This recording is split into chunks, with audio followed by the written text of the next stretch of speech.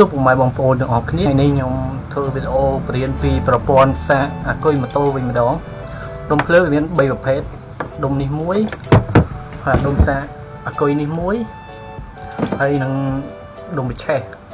តូចជាងដុំសាកមកប្រភេទនេះវិញវាមាន6ដុំហើយនឹង8ដុំនេះ6ដុំអារម្មណ៍សនេះជាដុំបិឆេះក្រៅពីនឹង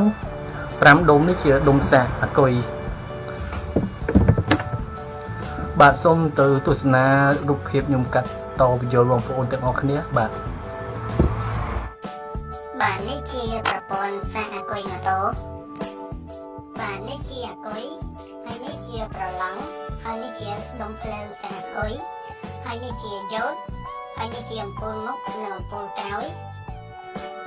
ហើយនេះជាកុងតាក់ភ្លើងទី1ហើយនេះជាកុងតាក់ភ្លើងទី2គឺភ្លើងហ្វានិងភ្លើងកូតកុងតាក់ភ្លើងហ្វាមិនមែនចឹងទេគឺកុងតាក់វា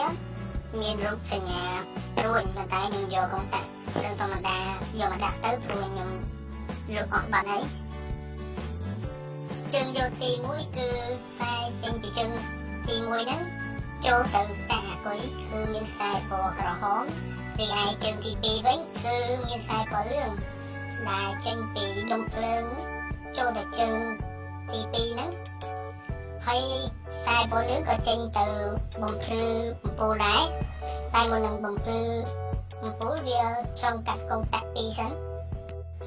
ពេលដែលខ្សែពណ៌លឿងចូលកុងតាក់ទី1ហើយពេលនោះចេញមានខ្សែមួយទៀតចេញពីកុងតាក់ទី1ហ្នឹងបដូរពណ៌ខ្សែចេញទៅជាខ្សែពណ៌ត្នោតវិញបន្ទាប់មកវាចូលកុងតាក់ទី2ហើយខ្សែពណ៌ត្នោតក៏វាបំបែកចេញទៅចូលអំពូលក្រោយដែរហើយអាខ្សែពណ៌ត្នោតដែលចូលកុងតាក់ទី2ហ្នឹងវាចេញពីកុងតាក់ទី2វិញវាមានខ្សែ2ដែលចេញពីកុងតាក់ទី2ហ្នឹងចូលទៅអំពូលមុខ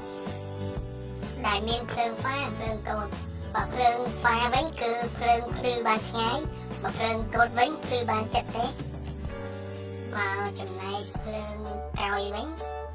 គឺយើងជិះកុងតាក់ទី1គឺវាភ្លឺដល់ខ្លួនឯងមកពូលមុខវិញពេលដែលយើងជិះកុងតាក់ទី1គឺភ្លឺបានជិតបើពេលយើងជិះកុងតាក់ទី2វាភ្លឺបានឆ្ងាយជើងទី3របស់យន្តវិញវាមានពណ៌ខ្សែពណ៌សសុទ្ធដែលចេញពីដុំភ្លើងចូលទៅជើងទី3ហ្នឹងហើយវាក៏ចេញពីជើងទី1មកចូលខ្សែអាគុយគឺខ្សែពណ៌ក្រហមហ្នឹងបើជើងទី4របស់យន្តវិញគឺមានខ្សែពណ៌បៃតងជាខ្សែម៉ាស់ដែលចាប់ជាប់នឹងតួនិយាយចំទៅឲ្យតែម៉ូតូស្រីអសង្គ្រេអាកុកបរីវ័យហ្នឹងឲ្យតែខ្សែពណ៌បៃតងគឺជាខ្សែម៉ាស់ចាប់នឹងតួទាំងអស់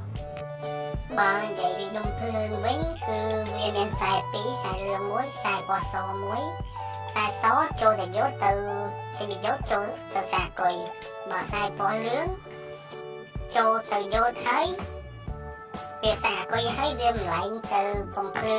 អំពូលទៀតបើនិយាយពីបញ្ហានៃការខូចប្រព័ន្ធសាកអាគុយម៉ូតូទី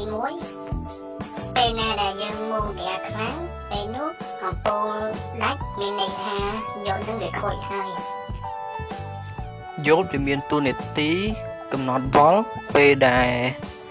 យើងមូលម៉ូតូវាខ្លាំងប៉ុណ្ណាក៏វាកំណត់ត្រឹមតែពី10វ៉ុលទេវាមិនឲ្យលើសទេបើសិនតាយន្តនឹងខូច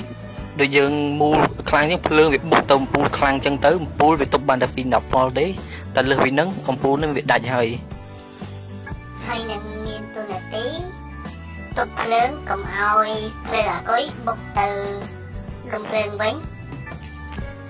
ហើយបើអំពូលខូចវិញយើងត្រូវដោះខ្សែដែលចេញពីកុងតាក់ហ្នឹងពេលយើងបញ្ឆាំងតូយើងយកខ្សែដែលចេញពីកុងតាក់ចូលអំពូលហ្នឹងយើងយកខ្សែហ្នឹងយកទៅគោះជាមួយម៉ាក់តួមកបើយើងគោះមានភ្លើងហើយវាភ្លើងទេមានន័យថាអំពូលហ្នឹងវាខូចហើយតែបើគោះអត់មានភ្លើងទេយើងត្រូវតែមើលកុងតាក់វាក្រែងលោកកុំតាក់នឹងខូចហើយនឹងមើល ខ្សែដែលចេញពីដុំភ្លើងហ្នឹងតែលោកដុំភ្លើងហ្នឹងវាឆេះវាអីចឹងទៅចឹងទៅដូរវាទៅ ហើយវីដេអូក្រោយខ្ញុំនឹងបង្រៀនប្រព័ន្ធ D ម្ដងប្រព័ន្ធ D តែកុំភ្លេចជួយ Subscribe Channel ខ្ញុំមួយផងដើម្បីទទួលបានវីដេអូក្រោយៗរបស់ខ្ញុំទៀតបាទសូមអរគុណនៅការទស្សនាវីដេអូមួយនេះបាទសូមអរគុណសូមជម្រាបលា